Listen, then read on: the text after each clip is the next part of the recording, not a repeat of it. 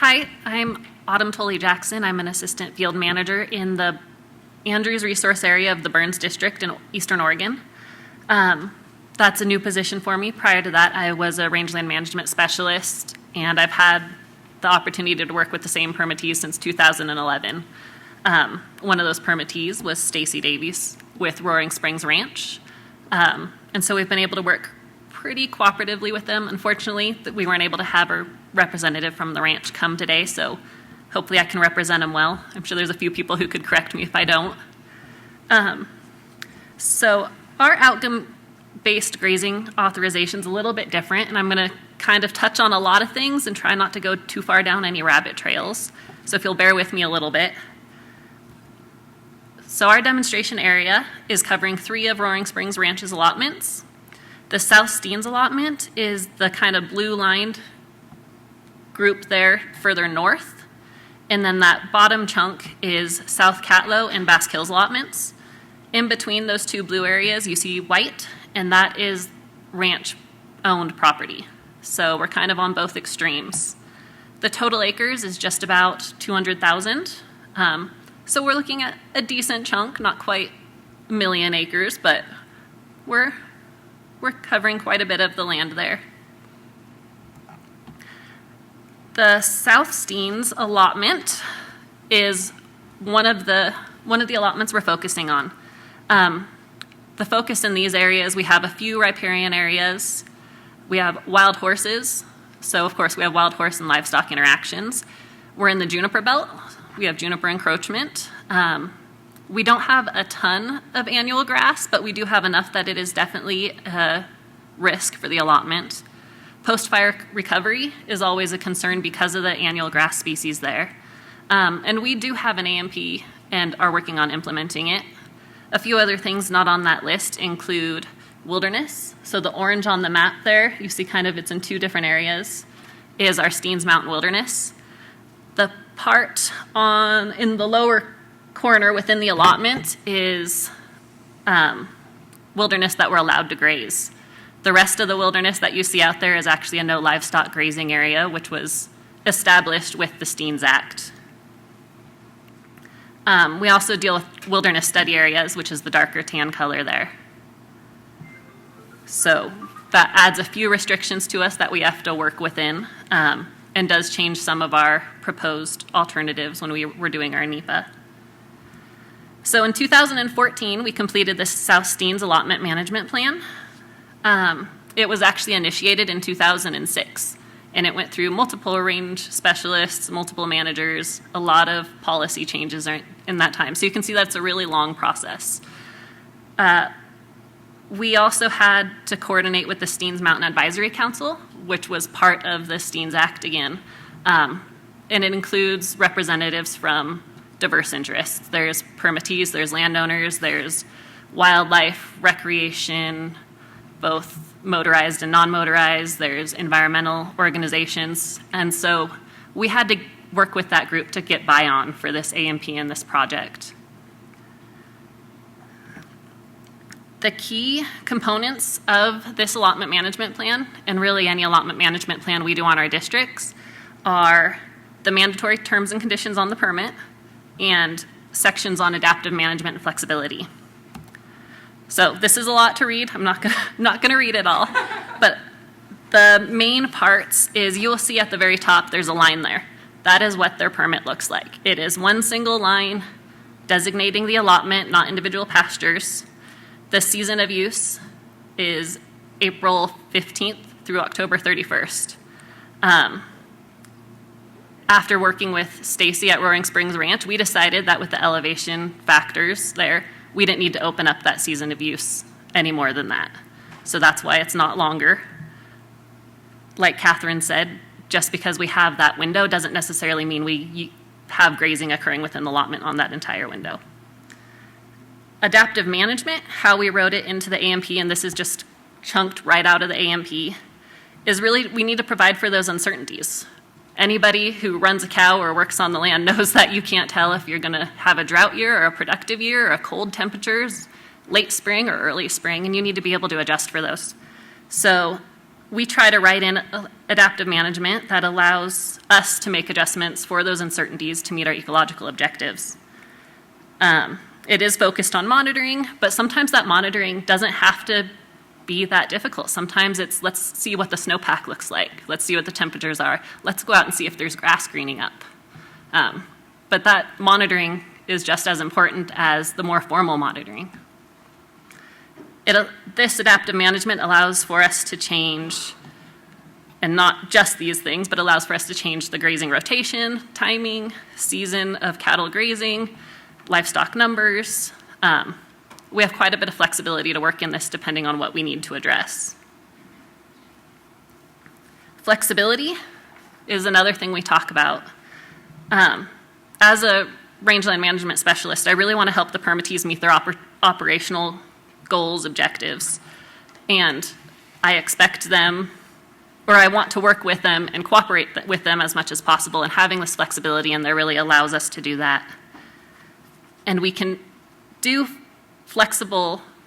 flexibility within the confines of our permit. Like I said, we had a single line on the permit.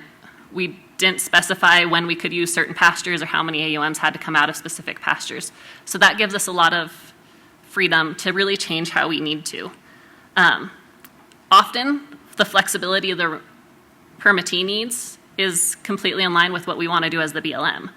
But without having those conversations with the permittees, you don't always realize that. So just because we may have been going down one path, unless the permittee comes and says, hey, I'd like to go down this other path, we may not make those changes, even though the end result would be the same. And so flexibility really allows us to address what's needed on both sides and make changes and have good ecological results. Flexibility and adaptive management are really important because it allows us to make changes, like I said, if it's a drought year or a wet year or high production, low production.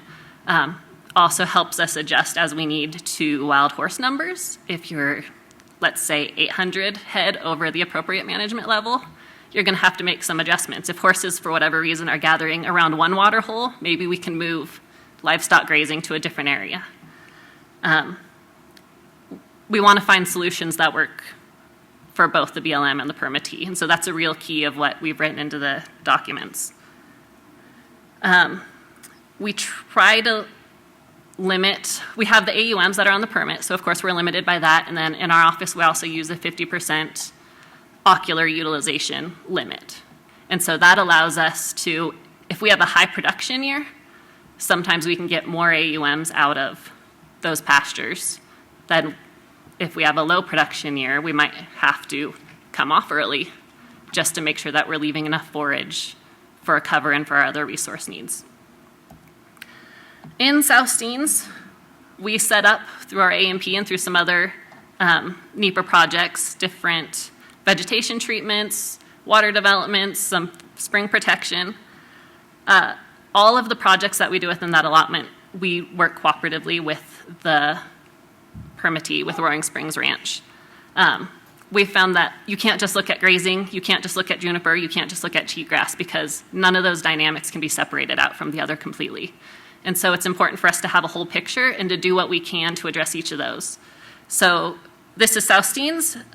It's a little bit hard to tell, but all those dots you see out there on the hills are all hand piles of juniper that will be burned. You can see areas in the interspaces there that look like they still have some good deep-rooted perennial grasses, but you can also see some under the juniper there that doesn't have much for an understory. So we're trying to match the effects of juniper, the effects of cheatgrass, the effects of grazing, and figure out the best management we can for the area. Another thing we've been working is we've taken to remote sensing. We have monitoring, we have long-term trend plots, we've added AIM projects, we do utilization, but it's hard to get a complete picture of the allotment. So we've been working with Open Range Consulting and the Experiment Station, the Eastern Oregon Ag Research Center, which developed the threat-based state and transition models. And I'm not going to go into them too much, but it's a really basic model that shows where we're at. So green is native intact shrubland. The yellow is state B, which is intact native grassland. You see that mostly where we've had fires that have taken out some of the sagebrush, but it's still good deep-rooted perennial grasses. As you get into the red and even some of the orange, you're starting to see effects by both, in this area at least, both juniper and cheatgrass. And so we can use this map of the state transition models to pick maybe where we need to focus our management on. Maybe we can go to one area and use targeted grazing on cheatgrass where we have high cheatgrass. Maybe we need to focus on a different area to treat juniper. So we're trying to use some of this remote sensing as a way to really organize our management of the whole area and tie that in with grazing. I'm not going to go into these too much. Also with Open Range Consulting, we've done what we call continuous vegetation, and we have these really nice maps that can show us what's going on in the allotment. So this one's perennial cover, sagebrush cover. You can see where maybe we have denser stands of sagebrush. We don't have much sagebrush.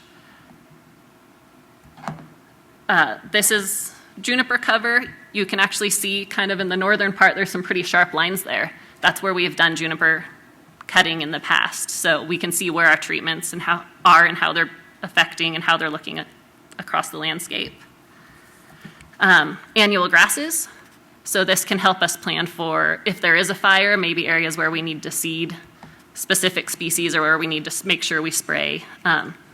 Also, again, where we want to focus maybe some targeted grazing or fuel reduction. The other area of our project is South Catlow and Basque Hills. This is a completely different site. The threats here are mostly annual grass. There's no juniper in the allotment, so at least we don't have to deal with that, but the annual grasses are a pretty big problem. It's lower elevation. We're mostly dealing with Wyoming sagebrush. As you can see, it's almost completely wilderness study areas, which limits our ability to do a whole lot. Again, you can see the permits there. These allotments are single pasture allotments, but we still just have the one line. We don't want to tie us in too much more than we need to. With the Basque Hills, you'll see we have a 10-month season of use. Again, that season of use was determined between the BLM to meet the ranch's needs. And in this case, Stacy and Roaring Springs couldn't come up with a reason why they would need to graze those other 2 months to fit in with their plan. And we had some interested publics that didn't like the idea of a full 12-month season use. So why pick a battle if we didn't need to and we could still meet our plans? South Catlow is a much more narrower. It goes from October to May. And that is the only allotment in this project that doesn't have an AMP completed on it at this point, and so we will be working on that. And a lot of this is going to be similar to what you saw with South Steens. Adaptive management, flexibility are really important to us. We want to have the flexibility we need. One thing special about this area is we're doing what's called biological thinning. Because cheatgrass is an issue in the area, we have tried to come up with ways to address it. A lot of this allotment was grazed pretty heavily historically.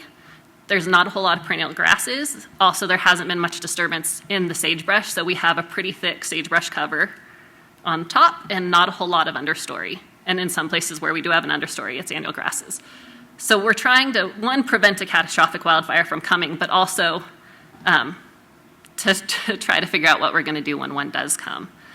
Biological thinning is a phrase we took out of the grazing regulations in 4190. It's not common. We actually haven't found anybody else who's used it. So we kind of went with it. The gist of what it says is you can use biological thinning to reduce fine fuels and decrease the risk of wildfire.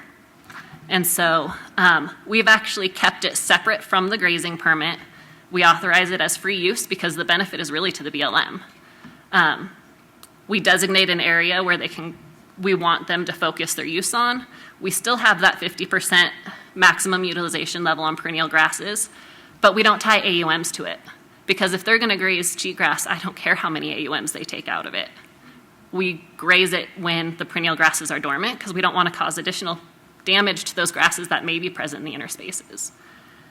We do have a cooperative agreement with them to do that. So that's one of the interesting things in South Catlow, and we will write that into the allotment management plan when we get to that point.